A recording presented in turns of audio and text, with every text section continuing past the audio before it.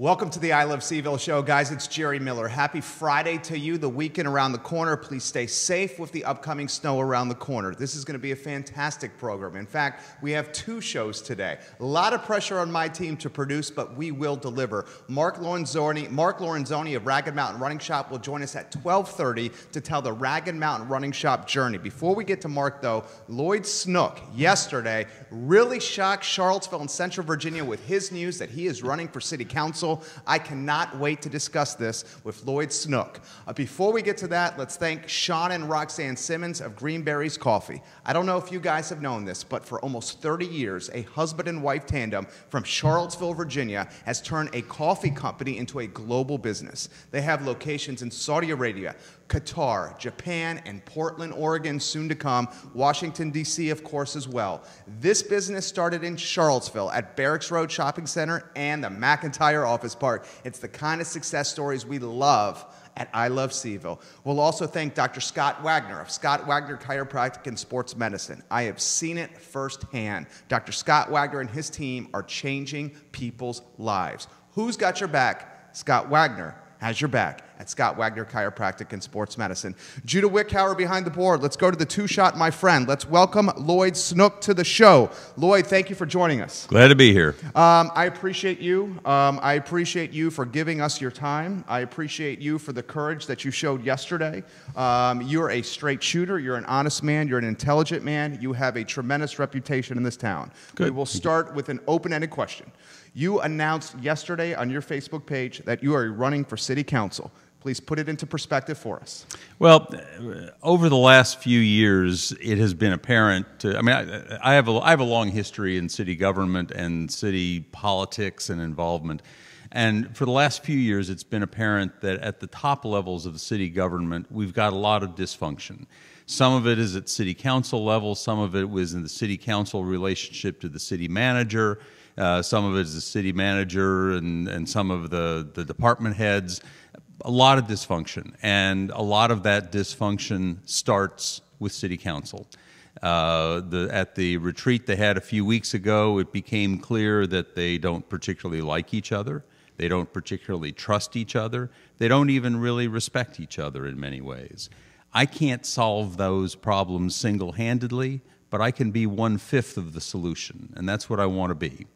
Let's talk nitty-gritty. Let's talk goals. You outline, and what I love about you is you are a tremendous writer. You're a well-thought-out man. Before you speak, before you write, you can tell you're prepared with what you're about to say. Can we put in perspective your goals for your platform and your election, sir? I have three basic goals. The first basic goal is to make the city government work again. We used to be a superbly managed city. Back in the 1980s, Nicole Hendricks was the city manager. In the 1990s, Gary O'Connell was the city manager. Maybe Gary came in the 2000s. Anyway, Cole and Gary were both excellent city managers, and they had a good working relationship with councils, and it all kind of worked. We've fallen off the rails in the last 10 years or so. And it's not just the last 2 years, it's not just the last 1 year. It's been a problem that's been brewing for a while, I think. And so the first goal is to get the city, get responsible leadership back at the top. We're going to be having a new city manager. Hopefully that new city manager will have a council that they can work with, and a council that will let the city manager do the city manager's job as prescribed by the Virginia Code. So that's number one. Number two is we have to realize and really kind of come to grips with the fact that Charlottesville is a 21st century city. It's not a 20th century town. And that means a number of things. It means there are a number of problems. There are city problems that are all interlinked. So there's a lot of talk right now about affordable housing. Affordable housing is not an issue all by itself. With that, you've got to look at also the related problem of gentrification. You have to look at the related problem of R1 zoning. I was astounded to learn recently that the city is now 55% single-family R1 or single-family zoning in one way or another. And there's no wonder that we have no affordable housing when we're saying we've got to have all these large lots and only one family. So a lot of land use kinds of issues that are coming up in the comprehensive plan that is being revised even as we speak. The third issue is, and this perhaps draws more on my experience, 39 years as a criminal defense lawyer, is what's sometimes called the school-to-prison pipeline. I think that's unfair. Let's just call it the prison pipeline, because schools are only a small part of the problem. Schools may provide some of the cure for some of the problems, but kids come to school, they spend 18 hours a day someplace other than school. They may be coming from poor homes, from unaffordable housing, from places where they don't have food, from no recreational opportunities, no tutoring opportunities. These are things we can't, at the city council level, we can't change what happens during the school day. By law, that's the school board's job. But we can affect the surrounding circumstances. And if we can do that, we can make the city a safer city and a better city. One of the things I want to talk about with you is, you know, the personal side of things. I have thought many times about running for politics myself. My wife is watching right now, and she vehemently opposes it, and I love her dearly. I've thought I live in the county. I've thought Board of Supervisors. I've even had thoughts of 5th District. Okay, we reach 250,000 people here. That's a great foundation to launch a platform. Where I'm going with this is, how difficult was this for you personally, perhaps even more importantly, you and your family, your wife? You work with your wife right here in the Macklin building. Your wonderful daughter wrote a poetic Facebook message that I read. I believe her name is Elizabeth Snook, and she's a tremendous writer as well. She is. She had apprehension, you could tell in the post, but she's supportive of her father. Right. From a personal standpoint, how hard was this? Well, there are two issues. The first issue, purely financially, is obviously I've got a law firm to run, and major contributor to the income stream of the law firm, and I've got employees who rely on that income stream. So anything that cuts into my time is a financial problem. And related to that, and I guess another little bit of news here, which may only matter to folks who are really into the legal scene. For the last 25 years, my wife, Sheila Haughey, has been a substitute judge. Because she's a substitute judge, she is barred by law from doing anything partisan, anything political. She's resigned her judgeship so that she can help me with this campaign. So that gives you a sense of how kind of personal and how difficult the decision was in some way. I had always said that I wanted to kind of get back into this sort of thing when I retired. But, you know, I kind of came to the feeling that the time was now. The time was not 3 or 4 or 5 years from now. The time is now. Quickly here, put this in perspective here. Family, daughters, kids, okay, they're supportive of you. Just for the record, 2 sons, Christopher and Michael, as well as Elizabeth. Talk to me about what your children said. Well, Christopher and Michael are both considerably more liberal politically than I am. I mean, people think of me as being a very liberal person. They do. That's right. And you know, I'm kind of used to the dichotomy of Southerners thinking I'm liberal and Northerners thinking I'm conservative. And when I was growing up, so maybe you're doing it right then. Could be. When I was in high school, for example, I was probably the most liberal guy with short hair you ever saw. And that was sort of my thing. And I go to Stanford, and now I'm a conservative. And I go to Michigan Law School, and I'm kind of middle of the road. And I come back here, and I'm a liberal again. So anyway, my sons are both much more liberal than I am, and they basically are saying to their friends back here, vote for my dad. Yeah, he's not as liberal as I am, but he's cool. And so our daughter Elizabeth, as you mentioned, wrote this just a wonderful and touching tribute. And I would have to say that you know, she's a pretty good writer. Yeah, I mean, the apple does not fall far from the tree. But the thing that Elizabeth said that I particularly enjoyed was, in 1990 I lost the Democratic nomination for City Council. Ask you about that. And to David Toscano and Kay Slaughter. And it was the greatest gift because I got to spend the next 10 years being the Little League coach, the softball coach, the soccer coach, the Cub Scout leader, the Boy Scout leader, all of the things involved with my kids and their lives that I would not have had the chance to do if I'd been going to city council meetings all the time. And a good friend of mine, Joe Mooney, had said to me in 1990, I will support you, though I don't know why you want to be doing this at this time in your life. And he was absolutely right. I mean, it was the greatest thing that ever happened to me was to have not gotten the nomination in 1990. I have to ask you to do my job well, some difficult questions, and I think you're going to hit a home run with these. The one very dividing factor in our community, there are many. Affordable housing is one.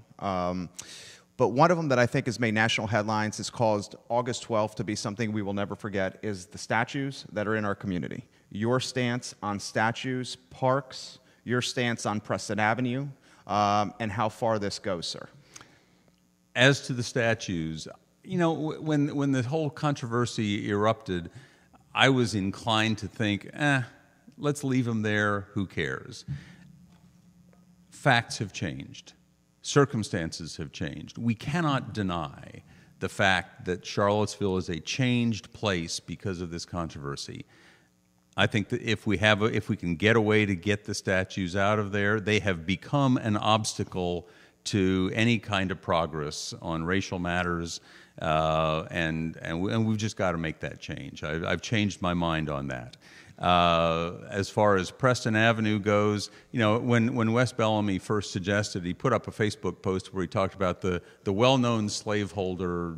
I can't remember, William Preston? Is he was Robert Preston? I can't remember his name. An adjunct general in the Confederate Army, who is documented of owning slaves. He also helped keep the University of Virginia from being burnt down during the Civil War. Yeah, in March of, tail end of February of 1865, when I guess it was Sheridan came to Charlottesville, Sheridan was met at the basically in front of the University of Virginia and was told, we will give you a warm place to sleep for the next 3 days. We will make sure that your folks are safe. We will treat your wounded.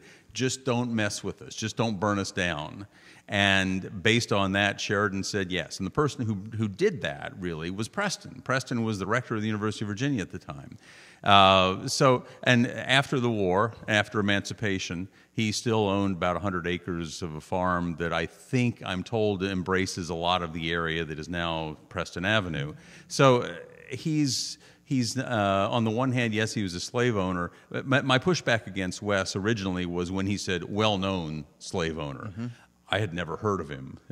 He wasn't well known. And in fact, I think you left that message on Wes's Facebook page. I did. Because I follow your social media very closely. You have no life. You're totally right. I work 80 hours a week. Yeah. I sleep 4 hours a night. I am doing work at 5 in the morning till 2 in the morning. Yeah. I think maybe we have similarities there. Right. And maybe that's why we're successful. Let me throw this to you here.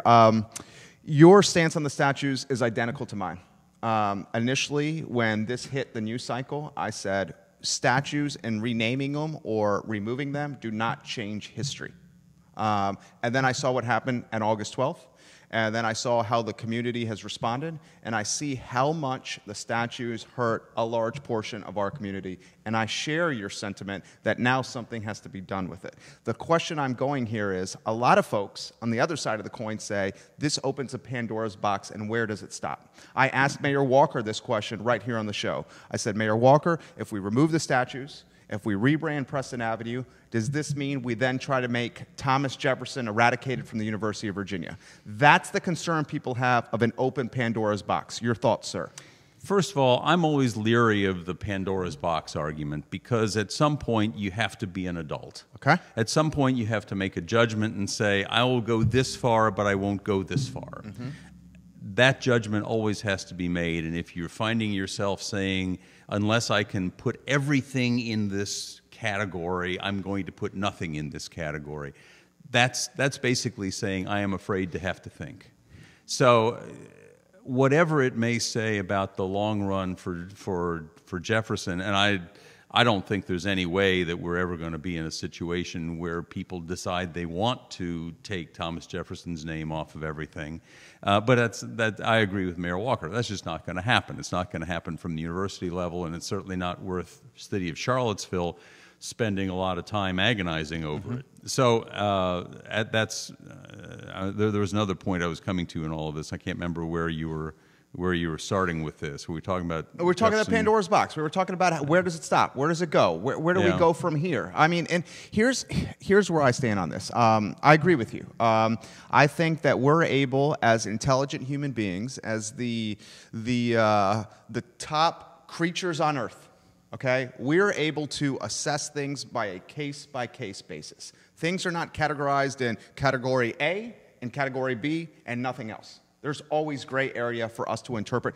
That's your job as an attorney. Well, and I guess what I was kind of coming back to on the statutes, when the issue first hit, I remember one of the comments that I really made note of was the comment of Eugene Williams, who had said, "It doesn't matter to me. I don't care about the statutes. Don't invest a lot of political capital in trying to remove the statutes." Now, Eugene Williams has been a friend for a long time. For those who don't know Eugene, he was the father of girls who wound up being the plaintiffs that integrated the Charlottesville schools in the 1950s. He was the head of the NAACP for a long time, and a community leader of a great deal of stature and thought. And when Eugene would say something on racial matters, I would listen. And when he was saying that, I was listening and thinking, okay, that's a position I'm comfortable with. But the other point that we can't get away from, particularly now we can't get away from, is how many people are hurt simply by those statues being there. They may not have been hurt 5 years ago or even 2 years ago, but now it's like an open wound.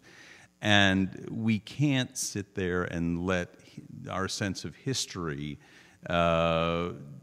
overwhelm the fact that this is an extremely painful thing for a lot of people. And, the definition of a Southern gentleman was supposedly that a Southern gentleman never gives offense unintentionally. And so here we know we're giving offense intentionally, apparently. That's not a Southern gentleman. Come on, guys. And the other, I went to Wes Bellamy's book talk last night, and we were talking about his book, where it's subtitled, monumental, subtitled, It Was Never About the Statues. We had people coming from North Dakota.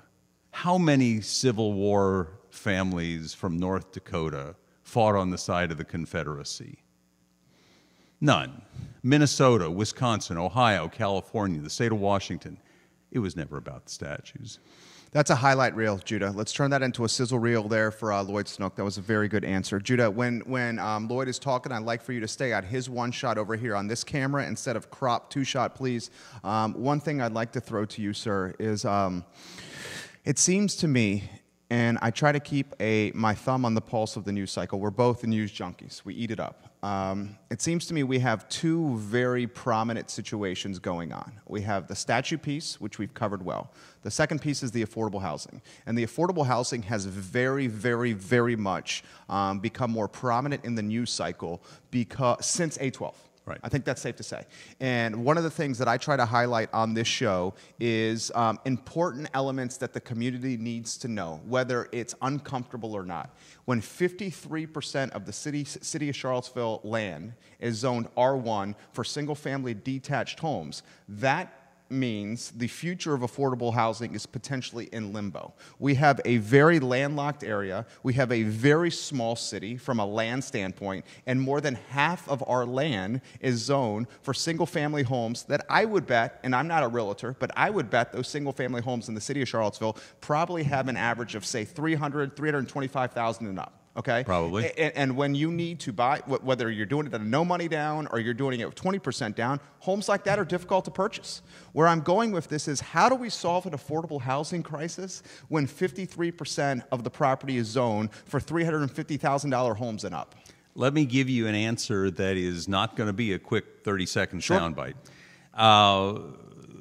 In about 1990, the city amended its zoning ordinance and changed its zoning map in a way that was counterproductive.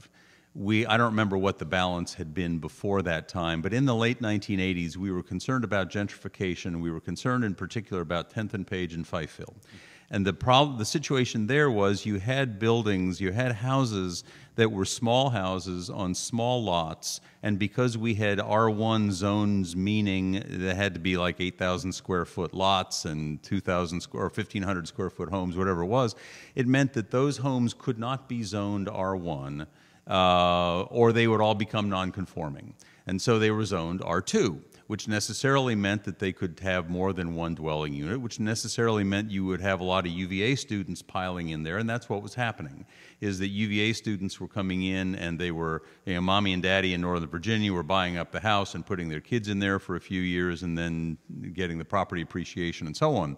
And so what we were seeing at that time was this kind of encroachment, and so we came up with the idea, what we were calling at the time R1A zoning. And the intent of it was to say, for those areas that have small lot sizes, we still want to have single family. That's still a good thing. This was based on, in the 1980s, there was a housing task force. I was actually the chair of the housing task force, where one of the goals that we had set for the city was to try to get to 50% home ownership. That's a goal that may have made sense in the 20th century as a town, doesn't make sense as a 21st century city. Anyway, so we had this goal of trying to promote home ownership as opposed to apartments and duplexes and so on. And so then we come into the 1990s. I go off the Planning Commission in 1989. The R1A zone had not yet been fully voted in. And after I left, and I don't really know exactly how it went down after that, but all kinds of places, Belmont and other places said, we want this kind of protective zoning also. And so it expanded greatly from this initial protect the neighborhood right around the university to a broader rezoning and a downzoning, so that's how we get to the 55% of the land now being single family. Anyway, so after that history lesson, to get to the real question, we have very little buildable land right now. Unless we are going to get into the habit of knocking down existing perfectly sound houses, we're not going to take 10,000 square foot lots and smush them together, and now we've got 6,000 square foot lots and we put new houses on. The future, if there is a future in that way of building, of creating more units, is going to be in allowing duplexes, in some cases perhaps triplexes, but multiple uses or multiple dwelling units in the same building. That might mean basement apartments, for example. We had in the 1980s a proposal to amend the R1 zone to allow more of what we were calling mother-in-law apartments at the time. And that was eventually voted down, largely because the people in the R1 zones said, we don't want more density. Sure, we'll deal with the mother-in-law. We'll put her up in the apartment. We just won't tell anybody it's there. We won't, under the law, the distinction was if she didn't have a kitchen of her own, and a kitchen was defined in terms of a hearth, which was defined in terms of a stove, it was okay to give grandma or the mother-in-law or whatever, to give her a microwave and to give her a hot plate, but you couldn't give her a stove. As long as you didn't give her a stove, it was fine.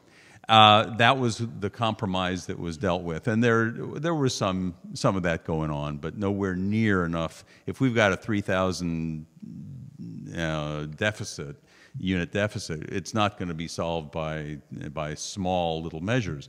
The other piece I would say to you is that the affordable housing has two aspects to it. One is the number of units. Two is what do we call affordable, and how do we raise incomes so that more people are able to afford their housing? And that's the point that I think we need to get to, is where we're focused more on economic development and focused on bringing good-paying jobs in, and in particular, not jobs that would where you would bring the people here, but where the people who are here are able to make more money. And that's another sort of economic piece that we can't lose sight of. We're not going to build our way out of this problem, and certainly not in the city of Charlottesville.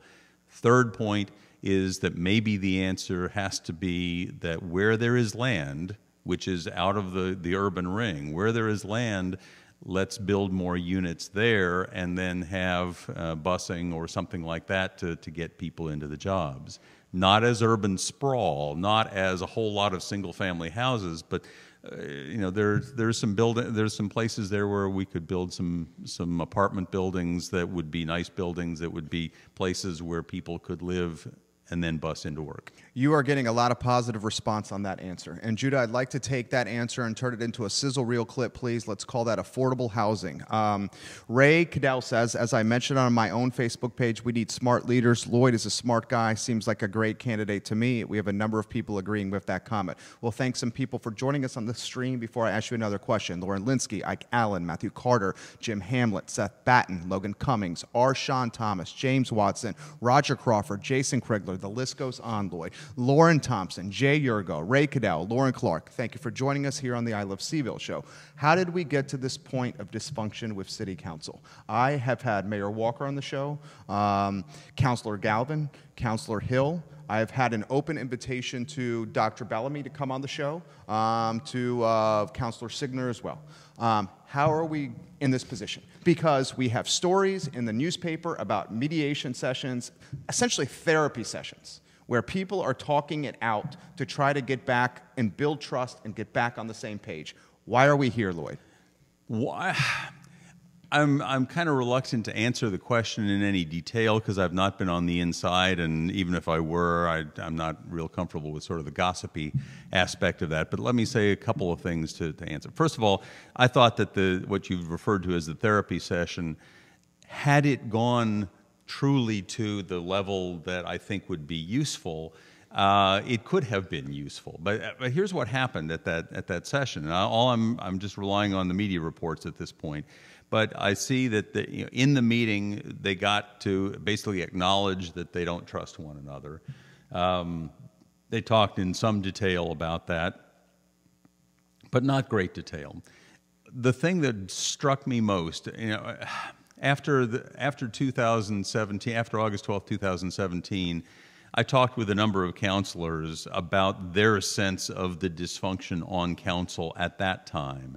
And I talked with them about kind of what are some things they might be able to do. And drawing on my own experience on boards and commissions and boards of directors and so on, where we would have, one of the important things was to set some basic norms for our behavior. Simple things, some of them are easy, like don't call each other names, at least not when the microphone is on. Don't leak emails about your counselors to the media. Don't leak email. Yeah. That's right. That's another good one.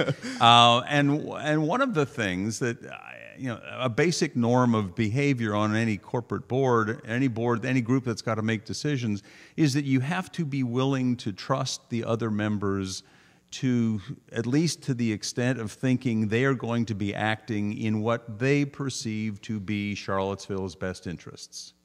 If you don't have that basic level of trust of one another, it's going to be very difficult ever to come to some kind of an agreement on things. I mean, we're seeing that right now in Washington, where each side has so demonized the other that any attempt to make a compromise leaves you with saying, you're making a deal with the devil. If we've gotten to that point and that level of dysfunction here, I was talking to somebody last night who said, if you get to that point, throw all the bums out. Start from scratch. I mean, this person was an HR consultant. She knows what she's talking about. That's kind of what we get to, is if we can't get to a level where people trust each other, can't get to a level where people respect each other. You don't have to like each other, but at least respect each other, and at least be willing to talk to them as intelligent people. If you can't do that, then you shouldn't be in the job. Questions and comments are rolling in quickly. We want to thank Lauren Clark, Freddie Jackson, Donna Sweeney, and Brian Coots for jumping on the stream. Jay Yurgo says, to you, it's easy to posture and complain. It's harder to propose workable solutions. That's where Lloyd can help the city. So he has your back there. Seems like a number of people have your back here, Lloyd. Here's a fair question. What separates you from the people on council? We get this question a lot here. What would allow someone, that has not, I'll cut to the chase, someone who has not served in council ever? How can someone who has not served in council ever come and jump on council if he wins his election and improve the conditions? Well, in some cases, it may be simply what the basketball coaches would call addition by subtraction. If we're at a point where toxic relationships are ruining council, end those relationships. I'll leave it to the voters to decide whether things have gotten that toxic. I think that they have. I think that we have a situation where, even by admission, councilors can't work with one another. Now, how that works, at some level, my coming in would simply be, I am going to be a different person. And I don't have the same baggage with everybody. But there are a couple things I think that are also relevant here. One is, I can tell everybody I'm not running for another office. If I'm elected, I'll be 66. If I'm reelected, I'll be 70. I'll be 74 when I complete. I'm not running for any other office. This is it. This is what I care very deeply about, and I have no other ulterior motive. Certainly there are folks who have accused those on council right now of having further ambitions. I'm not going to speculate about whether that's true or not. I'm just saying that it's not true for me. So that's number one. Number two, I've got a lot of ties to a lot of people who feel, for whatever reason, that they aren't being represented, aren't being heard on this council.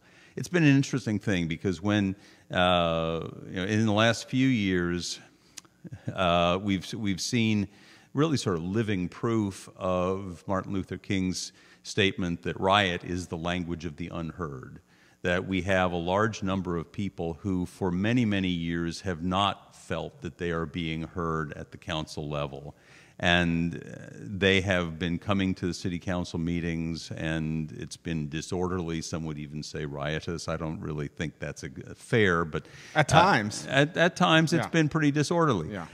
And by the way, when I say I want to talk about ending the chaos, I'm really not talking about the meetings. I'm really talking about the behind-the-scenes chaos. You're talking about the bickering, and the inability to work together, not the meeting itself. But so. For the last few years, there has been this sense that, okay, we're going to tolerate the breach of the previously established norms, and that's important to allow the previously unheard to be heard. Now we've got a situation, paradoxically, where there are a large number of folks who feel they are unheard, and they're on the other end of the spectrum. And one of the things I find as I've been talking to people is that they've said it would be great to have somebody on council who knows Charlottesville the way it was 50 years, 40 years, 30 years ago. I've got the institutional memory, so to speak. I've been here a long time. I went to nominally segregated or nominally desegregated schools in the 1960s, and been following Charlottesville all the way through.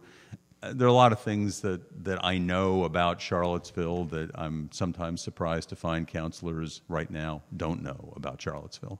Brian Coots, thank you for joining us. Ronnie, I'm going to butcher your last name, Lawsery. I'm sorry if I messed that up, Ronnie. Thank you for joining us. Monty Harvey, thank you for joining us. Ray says, I like that answer, Lloyd, and the toxic relationships on council by replacing through electing other candidates. Here's a question I have for you, because I think it could be your biggest strength, but also potentially your biggest weakness here. You, in some ways, represent the old guard of Charlottesville.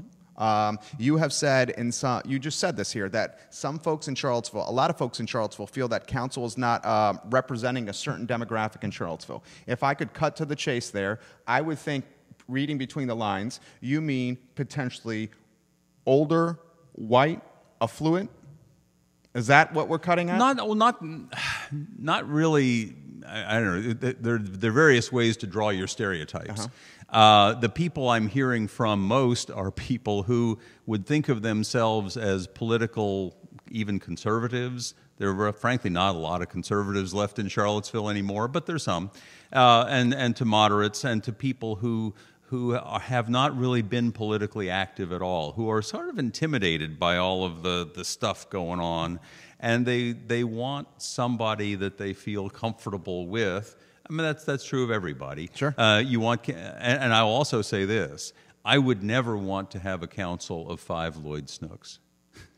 Yeah, 5 Lloyd Snooks. Interesting. But I think I can be a useful member as one of 5. How would you characterize your ideology at the local level in Charlottesville? You know, Fiorello LaGuardia said there is neither a Republican nor a Democratic way to fill a pothole. A lot of what we need to do is not ideological. A lot of what we need to do is simply practical and pragmatic, and it's based on knowing people and institutions and governments. And so part of my answer is going to be the very technocratic answer of I just want to make things work better. More to answer that, there are plenty of issues that are truly political, and some of those issues deal with questions of, for example, race in the zoning decisions, and trying to promote the chance at really an equitable resolution of some of these issues. The first point I have to make always here is that there is very little that the city can do about, for example, income redistribution. Even if we wanted to be in that business, we are not allowed to be in that business. We don't have an income tax power, for example. We don't give away huge amounts of money. So there's a limit to what we can actually accomplish. What we can do is to try to create conditions in which people might do better. And that's something that people would say, oh, well, that's governmental activism. Okay, yes, fine, I'll plead guilty to that. I am an activist. I want to try to have government solve problems. But I want them to do it intelligently. Yeah, if that all makes me a liberal, fine. My kids would say I'm not liberal enough. I think most folks would say that I'm fairly liberal, and I'll accept that. Let's turn that into a sizzle reel clip, Judah. That was very, very good. Local ideology right there for Lloyd was what we'll title that. Let's talk strategy. Okay. Recently in the article was released, I think, yesterday or this morning in the Daily Progress about more folks choosing to run for council. This is what I think potentially your competitors in this race may try to do against you. We have the folks that just were Brian Pinkston was one that was just named. There was another gentleman, I'm forgetting his name right now, and I'm sorry about that. John Hall? Yeah, John Hall. Michael Payne is another. Right. Okay, so Michael Payne, John Hall, Brian Pinkston, Lloyd Snook. What I think your competitors may try to do is lump you guys all together, categorize you all together. We know what it's going to be. White guys not truly representative of Charlottesville as a whole. And can we trust them? How do you respond? Well, this gets back to my notion of I wouldn't want a council of 5 of me. We have to be a diverse group.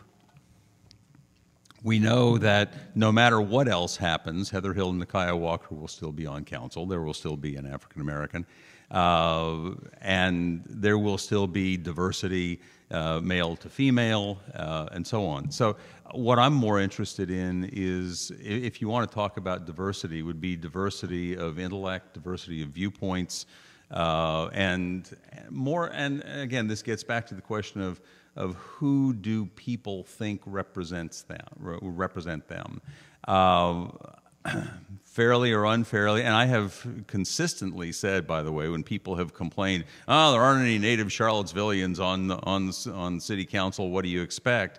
And I've said, you know, how native do you have to be? I'm truly not a native in the sense I came here when I was 8 years old. That was 57 years ago. I would say you're a native. I mean, you weren't born here, but you've been here since you were 8. I mean, I've been here 8. I went to school here for UVA. I've been here almost 19 years. Yeah. I mean, eventually, at some point, you gotta be. Right. Right. You know, I may not have had the good fortune to have been born here in the first place, but you know, what can I say? I push back against the notion that longevity is itself the issue. But what I do think I keep running into, I know people that I went to school with in 4th grade who are still here in Charlottesville. I know people that my kids went to school with in 4th grade. And I know I've got years and years of meeting people and generations of experience of people who know me, and I think that can really help. I think obviously anybody who lumps Michael Payne and me together in that same category, I mean, he could be your son. He would be the youngest of my children if he were. We're going to be very different people, and I don't know. Mr. Hall and I actually graduated from college the same year. I don't know him, so I can't say much about him. But we're 4 very different people. I'm going to be interested to see if there are going to be other people coming as well, and I don't know whether any of the incumbents are going to run. I think this is going to be, and Blair Kelly, publisher of the CVille Weekly, thank you for joining us on the broadcast. I think this is going to be, we have a number of reporters watching now. I think this is going to be one of the most crowded and highly participated Democratic primaries in a long period of time. Your thoughts? Well, I think it reflects the recognition that it's a very tangible way of saying we truly are in chaos. If things were absolutely stable, you wouldn't be seeing this. But you see a lot of people who are very upset at the chaos that they're seeing in the city government, in city governance more broadly. And they're feeling, at one level, thinking, I couldn't do any worse. Elect me. I hope I bring a little more to it than you couldn't do worse. But that's part of why a lot of people are getting in. And a lot of people are saying, the city of Charlottesville is important to me.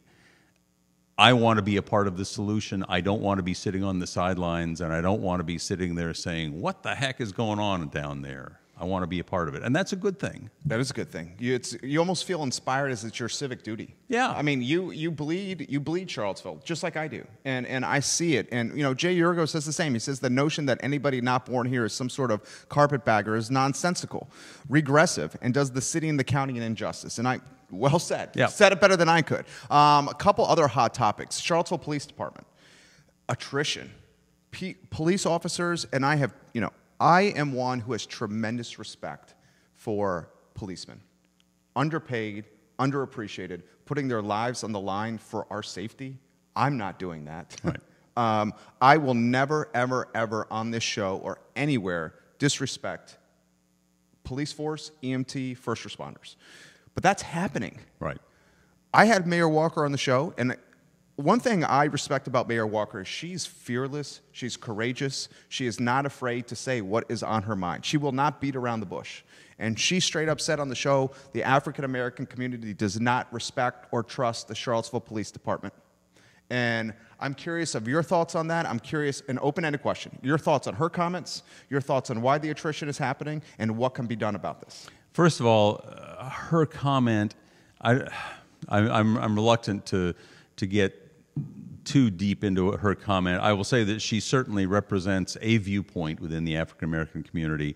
And I think that there are probably more of the folks that I've been speaking with who would say they are leery of the police. They don't entirely trust the police, but that's a far cry from the level of anger and venom that we've been seeing at city council meetings.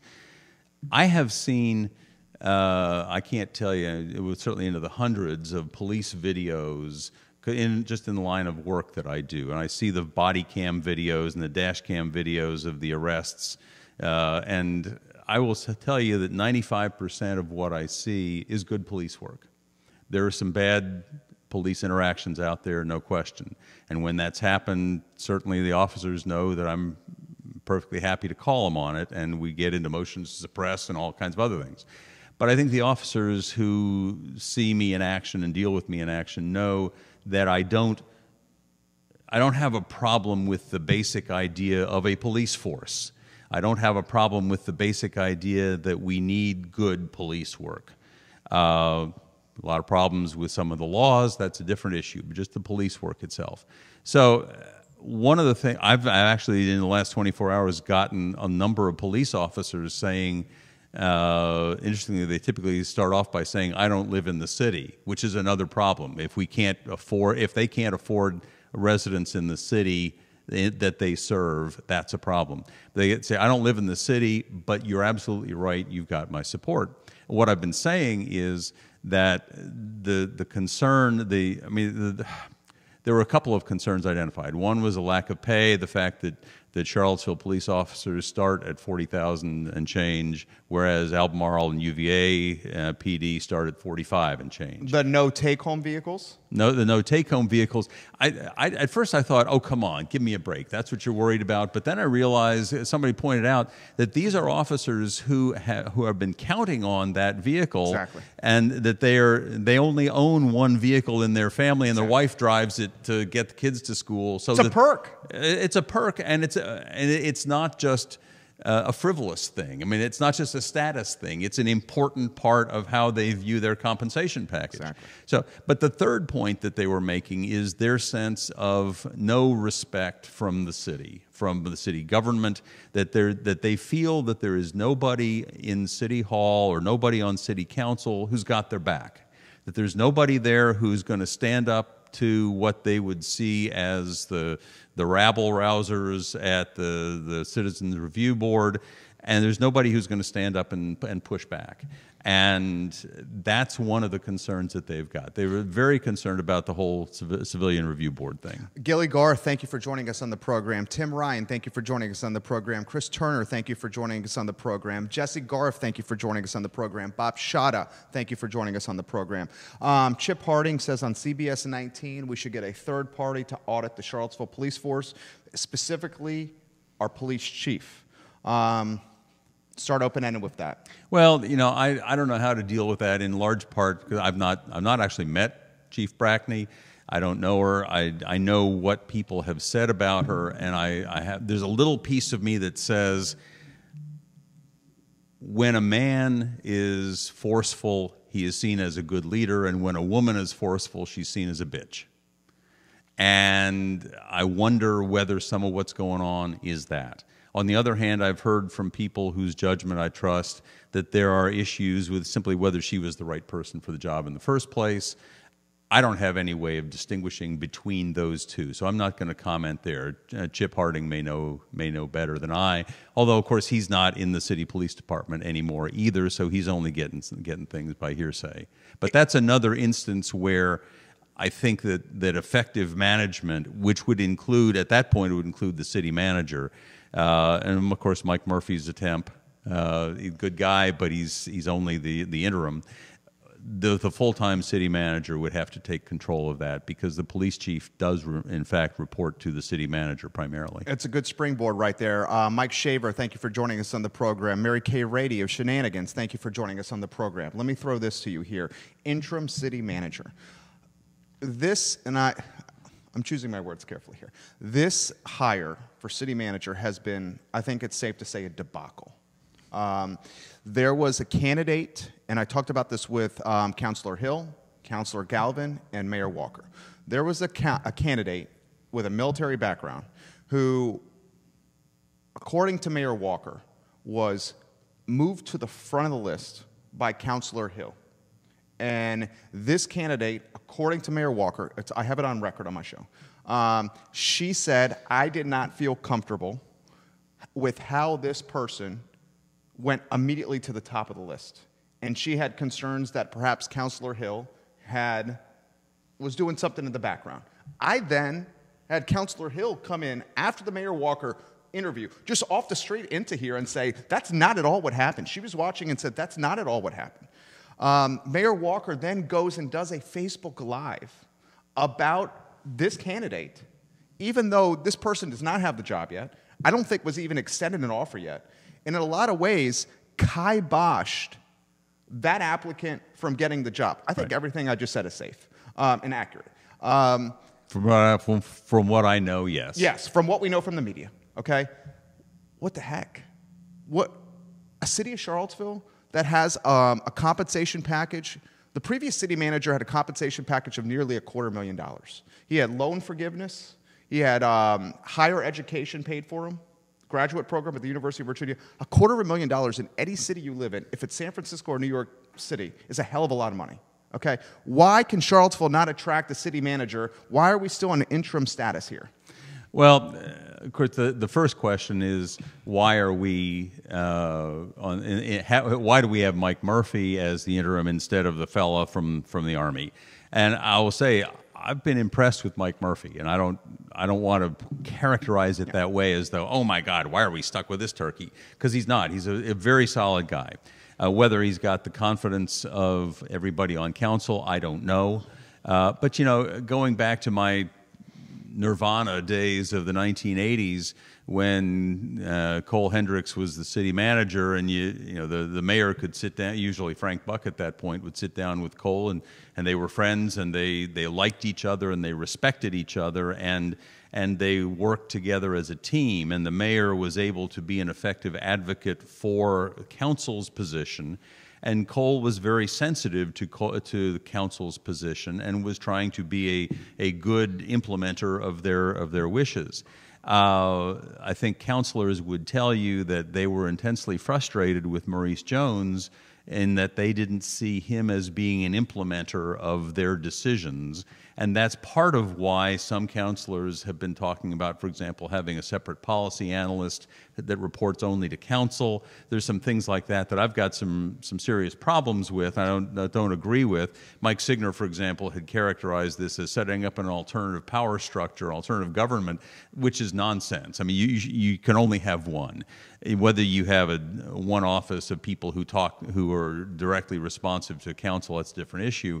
But you only have one government. So we've gotten to the point where, like I say, people just aren't staying in their lanes, as they're sometimes referred to. You know, councilors aren't deferring to city manager. The city manager candidates who look at all of this situation right now are likely to say, you know, I'm in a pretty good job as an assistant city manager someplace. Why do I want to come into this situation right now? And I think it's going to be difficult for us to get a good candidate unless we can find a way to sell that candidate on the notion of we are righting this ship.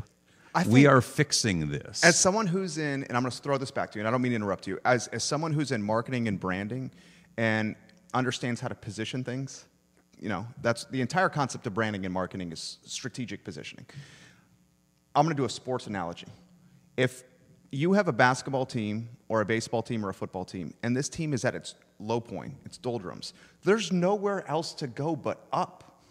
And how we need to position the city manager position is you can come in here and potentially be one of the key saviors that took Charlottesville from arguably its lowest point in history and put it and righted the course and was our North Star, was our lighthouse, and kept the ship going in the right direction. Your thoughts? Well, I've used the metaphor of righting the ship in my initial discussions, and I use the metaphor because it evokes three things. The first is that we're listing, we're off, we're not working right.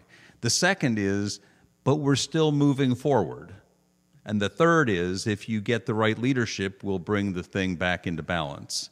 All three are important because I want people to know, and particularly any prospective city manager candidates to know, that the city is actually, if you look at the ways we measure cities, we're in good shape. We have a strong economy. We have, of course, we always have the backstop of the University of Virginia, which is always going to keep our employment reasonably decent. But we've got a strong economy, and we've got things moving in the right direction. We've got problems. But let's not lose sight of the fact that we've got the resources available if we want to use them intelligently. We've got the resources to fix those problems. We just have to be smart about it. Bob Shada says we need to change the makeup of council, elect and pay for a full-time mayor, vice mayor, etc. Bob Shada, thank you for the contribution. Carol Thorpe says city manager candidates looking at Charlottesville and asking, why do I want to go there? Police officer candidates doing the same thing. Does any Does any see a dangerous pattern? Does anyone see a dangerous pattern here? I think Lloyd can be someone to work successfully against the tide. She's giving you props there. Andre Xavier, thank you for joining us. Nathan Evans, thank you for joining us. Gohaken Dickman, thank you for joining us. Rashad Jones, thank you for joining us. A lot of people watching you right now here. A couple things I want to throw to you. I have a lot to throw to you, and frankly, we've already filled 50 minutes because you're a tremendous speaker and you're very insightful. But a lot of questions coming in. One of the questions coming in here from Twitter is about amending city charters. We've talked about amending city charters, the councilors from potentially dictating their own pay, Dr. Bellamy from potentially making the mayor position a popular voted position as opposed to handpicked by the 5 councilors. There's language in the city charter that has to be amended anyway, right, because it's archaic. We've talked about in the past show. In fact, you're the first guest who's been on a second time. That's how much respect I have for you. Thank you. So where I'm going with this is, and I hate to use the word Pandora's Box because you handled it already earlier in the program, but people say if we start changing the charter and amending the charter, where's it going to stop? Your thoughts? Well, first of all, a number of the changes that need to be made are just the kind of editorial changes that you haven't changed the charter in 40 years. Come on. Yeah, it's saying like man and not inclusive of woman. Right. Or just the term that the statute that our code uses is counselor. Right. The charter says councilman. Okay, it's not a big deal. Change 3 letters to 2. Boom, you're done. But there are also things like, for example, the fact that the charter still says we're electing people in May, and we're obviously now electing people in November, and that has to get fixed. The real questions that you've asked, let's talk about them sort of one at a time. In terms of pay, there are a lot of cities in Virginia that have a charter provision that allows council to set the pay. That is not, I think I would differ with my good friend David Toscano. It's not that big a deal. It's the way that plenty of other cities have gotten out from underneath the state statute that says that here are the assigned pay grades for everybody. So that can be done, and if David wants to hold that up, frankly, I think the bigger objection and the sounder objection is that this is the kind of change that should not be proposed in December. It is the kind of change that should be discussed starting in about July, and the whole package needs to be a subject of real public discussion and not just the sort of the spur-of-the-moment decision of a couple of councilors right at the end of the year. So I don't have a strong feeling about how we deal with the pay issue. I can tell everybody I am not running for this job for the money. Right. Right. As far as the strong mayor, we talked a little bit about that, and then I didn't finish all the answer that I should have given before. Strong mayor versus weak mayor versus popularly elected mayor. If we wanted to go to a strong mayor system, and I think I am correct in saying that the only true strong mayor in Virginia is Richmond. Yeah, that's right. If we wanted to go to that, where the mayor takes on executive responsibilities, that is a huge change from what we're presently talking about. It means, number one, that the mayor in particular would necessarily be a full-time job. It means that the mayor would be somebody you hope would have some executive competence. Right now, you don't even have to be a college graduate, much less an MBA or a Master of Public Policy or anything else, to be on council. And in fact, we've got, with Maurice Jones, we insisted that he go get an MBA to make sure that he had the management skills that we recognize that the chief executive ought to have. And so I'm reluctant to go to a situation where we get away from expertise in the CEO when that was the entire purpose of the city manager system in the first place. You know what? Okay, I'm going to cut to the chase here. It terrifies me, the concept of having a strong mayor. And here's why. And I'm not going to get into national politics here. Just going to throw this out there. President Trump, in a lot of ways, won the election because of his celebrity. That's fair. If we have a strong mayor in Charlottesville and people are winning city council spots with literally less than 8,000 votes, I sent you a screenshot right. of that. Mayor Walker, Councilor Hill won their elections with less than 8,000 votes, folks. There's roughly 50,000 people in our community. 20% of the city of Charlottesville is determining who's on the city of Charlottesville. If there was a strong mayor, you know how easy it would be for someone like me to win? who can reach 250,000 people whenever he wants? I mean, that terrifies me. Your thoughts?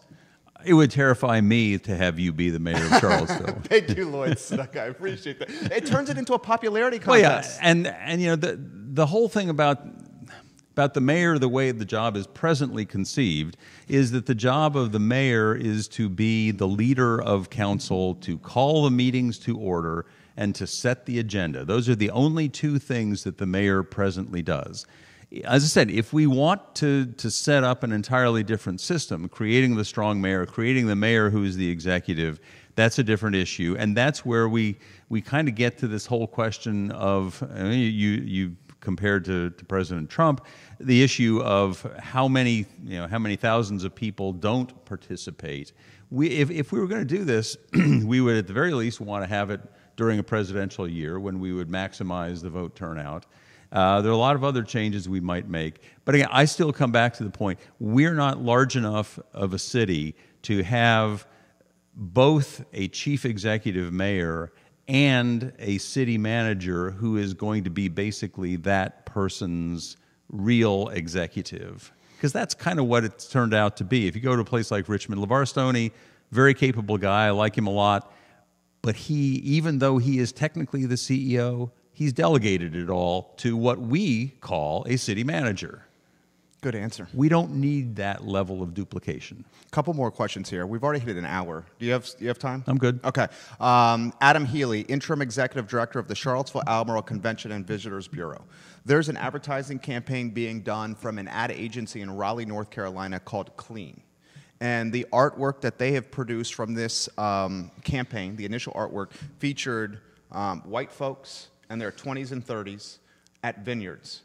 I thought the campaign was horrendous. It was not indicative of Charlottesville and certainly not indicative of where we want to go with Charlottesville. Right. And then they had this tagline that was ridiculous, like, spit if you want, or something stupid. It was so dumb. And I'm not one to say that, especially since I'm in this business, and I know how hard it is to produce creative. When people literally say this to me every time, Jerry, give me something creative. I don't know what I want, but I'll know it when I see it. Right. Do you know how hard that is? Yeah. It's so hard. Because I can't be in that person's brain, so I'm not trying to marginalize anyone here.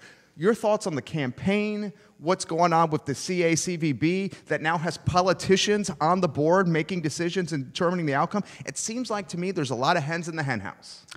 And you know more about it than I do. For everything that I've seen about the campaign strikes me as absolutely wrong-headed. And it's not just, gee, we're showing white people here, but I don't know what they're trying to show. And if what you're really marketing is Albemarle Vineyards with the Charlottesville name, people in Charlottesville are going to sit there and say, well, why are you using the Charlottesville name in Albemarle County, for Albemarle County business? Yeah, and Albemarle County is sitting there saying, why aren't we publicizing the fact that it's Albemarle? Fair questions. And so what are we accomplishing here? I don't know what the overall marketing strategy ought to be for Charlottesville. I do know that it's something that we have wrestled with every 5 or 10 years as we try to figure out how we ought to do this. I don't know. I don't have a good answer for you except to say I don't like what they're talking about now either. Well, if you win, you might be determining it. And, one of the things that I have to do as a trial lawyer is to try to figure out how can I convince people who don't expect to want to vote for the defendant to vote for the defendant. How can I get what's going to move them? And it's something that I spend a lot of time thinking about, and it's not just, gee, what question do I ask, but what themes do I want to create? It is the hardest part of my job, and I imagine it's the hardest part of your job. Without question. And once you figure out what you want to say, then saying it is the easy part. But we don't have a good idea at this point that I've seen of what that theme needs to be. The one theme that we all kind of want to get to is we're not a bunch of Nazis. I think we can agree on that. I think we can agree that we're not a bunch of Nazis, and we want Charlottesville to feel approachable, welcoming, and diverse. And all of that is great. Now do it in 30 seconds. I know, God, this is literally what I do every day. That's right. It's so hard.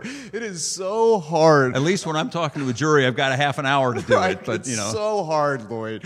Let me throw this to you: the relationship between Albemarle County and the city of Charlottesville at a political level. I asked this question to Mayor Walker. She said to me, "I have not had one-on-ones with supervisors in Albemarle County." And that flabbergasted me. The mayor of Charlottesville has not had a one-on-one meeting with, what are there, 5 members on the Board of Supervisors? 6 members on the Board of Supervisors? That's terrifying. actually 7. I mean, that's scary. Your thoughts. How does the mayor of Charlottesville not have a one-on-one with Albemarle County Board of Supervisors? Well, yeah, there are 2 ways that this can happen. First of all, the one-on-ones I think are absolutely critical. And when I was on the chairman of the Planning Commission, I set up a one-on-one with, for example, the chairman of the Albemarle Planning Commission, and would meet with people all over the place. And that's just part of how you work, particularly when you've got, and you know that anytime there are going to be 3 of you together, it's an Open Meetings Act issue, and so there needs to be a lot of a lot of coffees and lunches and things like that to kind of work things out. And people need to understand that that's okay. When I say that, people think, oh my God, backroom dealings, we can't have that. Not true. That's essential. And when I was, again, chair of the Planning Commission, I would regularly call up other planning commissioners and say, what do you think about this building? Right. And let's talk about this, and let's do it outside the public glare. But as far as why it hasn't happened, I don't know. But the second thing that I think is it needs to happen from time to time, and I know it does happen a little bit, is where the board and the county, and the city council all get together. The problem is that those are just sort of set pieces. And there's, the agenda is set, and everybody kind of knows, they've usually kind of worked out what they're going to be getting to. And so it doesn't have the same level of creativity that it would come just from sitting down and saying, let's throw some ideas out here. No TV cameras, no nothing. Let's just talk. Jay Pond, thank you for joining us on the program. Roxanne Carter-Johnson, thank you for joining us on the program. Steve Jones, thank you for tuning in. Supervisor Rick Randolph had a quote in the newspaper when we finally kept the courts downtown, which was a no-brainer to everybody. And Supervisor Randolph straight up said, Charlottesville has a long history, city of Charlottesville has a long history of not keeping its promises when it comes to Albemarle County. And that comment was specifically relating to parking, and the parking that had to be allocated as the court infrastructure was being built downtown. If supervisors in Albemarle County are going on record 30 days ago, 45 days ago, and saying, we don't trust these folks, what the heck? What do we do there? Well, I would say people in Charlottesville would say similar things historically about Albemarle. I'll give you the one example I keep coming back to, roads. 40 years ago, the plan was clear. We were going to build a western bypass. We were going to build the Meadow Creek Parkway. Both were going to happen. Only one happened. Why? Well, the reason is that the county dragged its feet so long that and the reason why the Meadow Creek Parkway didn't get built for so long was we were waiting, the city was waiting for the county to take their step. And everybody was waiting for each other. And we finally went ahead and did our piece, and then they bailed on their piece. Now, I will say, by the time they made that decision, it was the right decision because they had dithered for so long that the plan from 40 years ago no longer made sense. Had it been implemented when it was originally conceived, then people would have made different land use decisions, and it might not have been such a ridiculous notion. So I'm not trying to revisit the substance of the issue. I'm just pointing out that there's a long history of that kind of thing going on, and it's both ways. More recently, I think Rick Randolph is absolutely right that the city screwed up the negotiations on parking, and I'm not an expert on that either. All I can tell you is from viewing from a distance that over the last 5 years we have really messed up all of the downtown parking center issues, and I'm a consumer of parking at this point. I've got a parking space in the parking garage. My clientele uses the parking garage. We used to be able to have stamps for them. We're not doing that anymore. I don't know where this is headed. What I do know is that it has another instance of confusion and disorder and chaos at the top. Nathan Evans says, Jerry, thanks for this forum to hear directly from politicians as they answer questions we all want answered. Thank you, Nathan. Here's where I go with this. Let's take it to the next level, the revenue sharing agreement between City of Charlottesville, Albemarle County. A lot of people have beef with this. Yeah. Your thoughts? Well, first of all, let's look at the facts. The first fact is that if the city had gone ahead with annexation plans that it had formulated back in 1981, 1982, and the revenue sharing agreement was signed, and I think it was March of 1982, the plans were that we were going to try to annex a large portion of what is now developed on 29 North, the Stonefields area, up to and including Fashion Square, and the revenues that the county has received, the tax revenues the county has received from the area we would have annexed. Even I believe it was the Neil Williamson's group. I can't remember yeah, I'll find it. Yeah. I'll figure it out while you're going. I believe they were the ones who did the study and they're conservative folks that said the county has received more in tax revenue from those areas than they have paid in revenue sharing funds. So, on balance, the county has profited from the deal. Now, if they want to try to renegotiate, it's always tough when only one side wants to renegotiate, because by definition, you don't get to a different result unless both sides want a change. And I don't know what the change would be if they want to renegotiate something. What are they going to give us? You know, it was a fair deal in 1982. It's been a fair deal all along. The county has profited by it. They want to profit even more from it. Why? What are they going to do for us? Why should we agree to a change? Thank you, Carol Thorpe, for the answer. Free Enterprise Forum. Yes. And we encourage anyone that's watching this program to follow Neil Williamson on Twitter. The man provides invaluable information, and he does it in a very approachable manner on Twitter. He's very, very good. And I hope I was correct in attributing it to him and his organization. You were. Okay. Yeah, you were. So a couple more questions here. You are crushing it. The stream is on fire right now. Man, I could go, guys. I have maybe 80 questions here, and we're just not going to get to all these today. And I apologize for not asking all your questions, but I appreciate your support and contributions here. West Main Streetscape. Millions and millions and millions and millions of dollars allocated to the West Main Streetscape. Your stance on this allocation?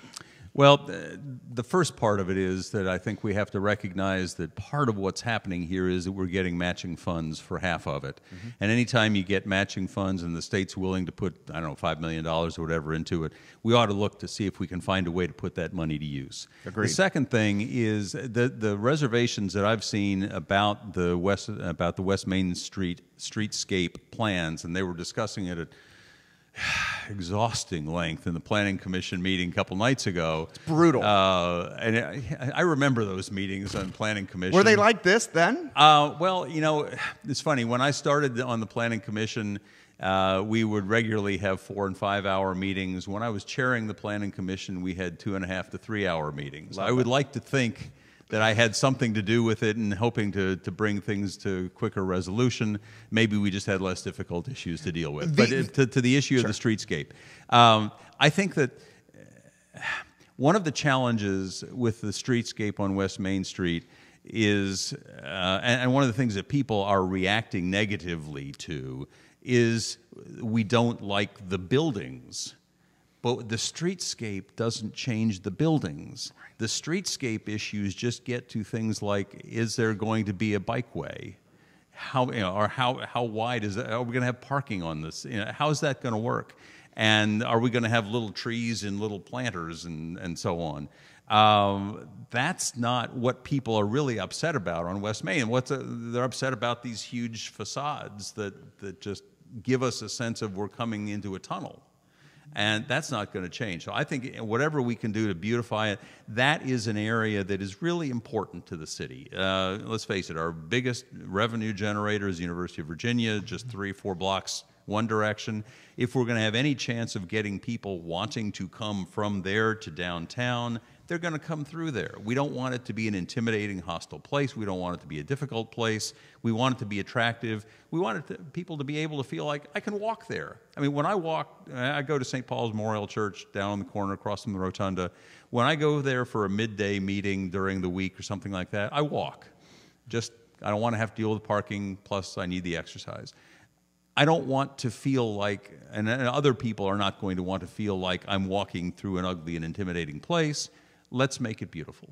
Blaine Jones, thank you for joining us on the program. Jehu Martin, who's a supporter of you, thank you for joining us on the program. Text messages, direct messages, tweets coming in. This is a good question that I certainly want to ask here. The concern I have from Twitter, this is not my question. This is coming from MG19 on Twitter. The concern I have with the West Main streetscape is the money should be allocated elsewhere. We have issues with schools. We have issues with affordable housing, yet we're talking about a pretty road. Well, and again, this gets back to the fact that we can leverage our money because the state is going to be matching it. And so it is, again, anytime we can get state money or federal money to do something we basically want to do anyway, that's great.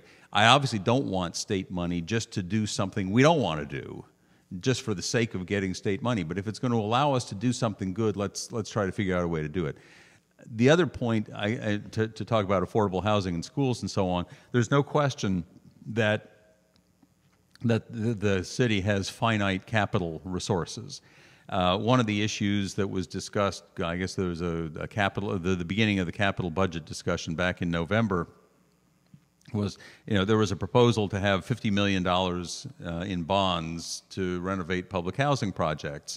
And then somebody actually did the calculations and said, my God, this is what the debt service would be. It would put us over 10% of our budget being for debt service. It would endanger our AAA bond rating. It would, all these things that we don't like. And then people suddenly said, okay, I guess it's not free money after all. So capital budgets are tough, and how we balance these different issues and these different demands on the money is difficult too. I think we're going to have a bond issue of some sort to deal with the school issues, because I think those are really kind of coming to a crunch point. I don't know how we're going to do the public housing. I mean, that's Corin Capshaw, Crescent Halls, Riverbend Development, jumping into this category. Corin's building right across from Crescent Halls. This man, arguably the most powerful man in the city, looks at Crescent Halls every day. Is this gentleman and his company coming from a genuine place? Any concerns about that? Obviously, I'm always concerned in the sense that I want to look a little bit, but it doesn't offend me if somebody wants to do something for their own reasons. It only offends me if it doesn't benefit the city for them doing it for their own reasons. So I'm okay with Corin Capshaw, putting money into something just because he doesn't want to have to look at an ugly building. I don't know what his reasons might be. Whatever. I mean, it could be very genuine reasons, like you, that he just loves Charlottesville so much and he wants to make Charlottesville a better place. That's right. But folks are concerned because he's a businessman, and a businessman with deep pockets, and a man that clearly has long-term vision. And let's be honest, Crescent Halls and Friendship Court, I'm going to throw this to you. Yep. It's a question that's coming on.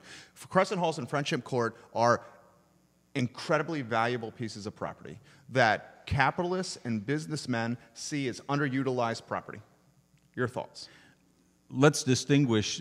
I mean, the first point I want to make sure everybody understands is Piedmont Housing Alliance controls Friendship Court, and that is not the same as CRHA, which controls Crescent Hall. Piedmont Housing Alliance is a private entity. This is not public housing. But when PHA, I was president of the board of PHA until a couple of years ago, and when we got the idea that we needed to do something, and we do need to do something at Friendship Court, because of some issues with the low-income housing tax credit situation. That's got to be rolled over. what we came up with originally was a plan for redevelopment of the entire 11 acres that would include mixed use, that would include commercial use, that would include not only the Section 8 affordable housing that is there, but also workforce housing to allow, for example, to allow those police officers to have a place to live in Charlottesville, that kind of thing. And we're looking at a much more diverse use of the property that could well have cost like $100 million to do as a whole. For various reasons, that proposal has been scaled back, some of it having to do with funding and funding sources. You know, trying to do a project like this, it's like 15 different pieces that all have to come together at exactly the right time with exactly the right amount of money, and it's tough. And the Sunshine Mathen is the new director at PHA is really doing a good job of trying to pull all that together. But the point I'm making is redevelopment of one of the prime pieces of real estate gives to the owner of that real estate a power to do a lot of things. One of the reasons why this multi-use kind of a thing was shot down was the concerns of the residents, that they didn't want to see such a fundamental change in the character of their place. That's not the only reason. I mean, there's some economic reasons too, but it's certainly a factor. I am concerned that we use those resources, I mean, by resources I mean the land, that we use the land in a way that, number one, doesn't move people out, but number two, recognizes that there is value there that we can unlock with perhaps retail on a ground floor and, you know, apartments above, or that kind of thing. This gets back to the fact that I said earlier, we are a city, we are not a town. And one of the things that a city ends up doing is not everybody gets a front yard and a backyard. And that may mean more parks, it may mean more open spaces where kids can play and so on, but it changes the character of the buildings that we allow. And we have to adjust to that and accept that, because if we're going to stick with this suburban model, we're a century behind. Good answer right there. Two more questions for you. And folks, Mark Lorenzoni of Ragged Mountain Running Shop is going to join us at 12:30. We're going to put in perspective the Ragged Mountain Running Shop journey and his entrepreneurial story. It's a phenomenal story. He is a pillar in our Charlottesville community. Two more questions left for you, sir. A lot of folks say City Council is more concerned or more prioritizing social justice versus economic growth. And two items serve as a microcosm of this. Keith Woodard's $80 million failed project on Water Street, where he had $1.2 million of skin in the game of his own money and then chose to walk away from $1.2 million. The second thing is the Landmark Hotel is still a skeleton on the downtown mall, and we're focused on affordable housing, we're focused on statues, and not removing a hideous eyesore from the most important 8 blocks in the city of Charlottesville. Open-ended question to you, Lloyd, your thoughts on both. Those two issues have two things in common. The first thing in common that they have is that it's the whole, we don't want to give a favor to a rich guy. And that's a problem, because as I said before, I am okay with giving favors to rich guys if it's going to benefit the city in the long run to do it. And I really think that we should have said to Dewberry, you can have your parking spaces. Cool. I said, we're not even giving you the parking spaces until you build a hotel. Right. It was a no-brainer. And that was a situation where they thought they had 3 votes, and then they didn't have 3 votes. I don't know. Woodard? As far as Woodard, the other thing that links them together is the many, many layers of bureaucracy that have to be gone through to get to a decision. When I was on the Planning Commission in the 80s, we kind of prided ourselves on the notion that when you came to what's now neighborhood development and the planning department, you came for your site plan, for your rezoning, you had a meeting where the public was invited. It was not a public hearing. It was a work session. And everybody got noticed, and they would come, and they would have their chance for input at that point, and the neighborhoods would all be notified, and so on. And that just happened down in the basement conference room. And then there would be a planning commission meeting, and at the planning commission meeting, the city councilors were there, and they were watching, and there was an open discussion in public of everything. And then, assuming it was recommended, it would go on to the city council. we did not defer disposition of these things. If somebody didn't have something figured out, first of all, they always did have things figured out because they had been vetted before they hit the public eye. I don't know whether that's happening now or whether the commissioners or the councilors are simply not comfortable with the vetting that has been done.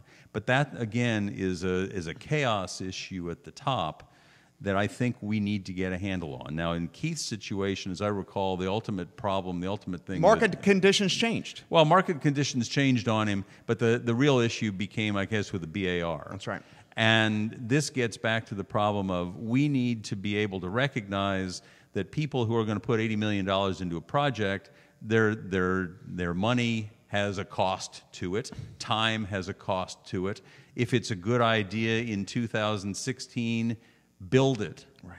And don't dawdle and wait and piddle around, frankly, until the developer loses interest. It seems so obvious to me. And I have friends that are in the developer game, and they tell me it takes them 2 to 3 years to get from start to finish because of bureaucracy. And let me add... That's crazy. Let me add one other true experience. In about 1988, I think it was, I was the chair of the Planning Commission.